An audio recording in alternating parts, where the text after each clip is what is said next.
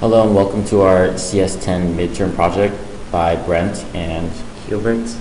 And so for our project, we created a program called the LAUNCHPAD, which allows the user to play different types of sounds and beats and to record and loop these sounds. And it plays back in a repeated fashion. And so we'll just go through a quick demo. So we start the program with a green flag. Welcome to LAUNCHPAD. There are 16 buttons assigned to notes, 4x4 grid, 1 through V. And you can change these sounds by pressing 5, 6, or 7. 5 to change to piano notes, 6 to drum notes, and 7 to techno notes. And then L is to loop these sounds. So before the looping, we can just go through. So I'll press 5 to play piano sounds, and the keys light up. And then drums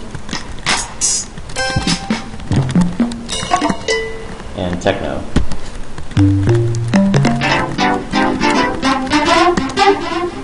Alright, and so all these sounds can be looped. So we'll start the loop by pressing L.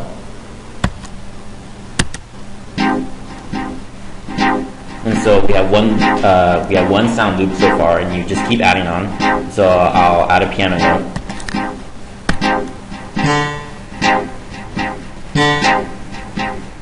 And so those two notes keep looping, and then you keep adding on just any different sound you want.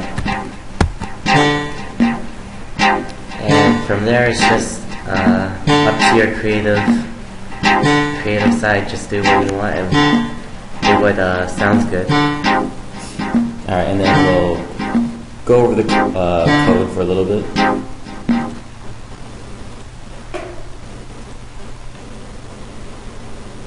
Alright, so basically what our code is doing is we have 2 sets of lists, or 3 sets of lists, but we'll go into that later.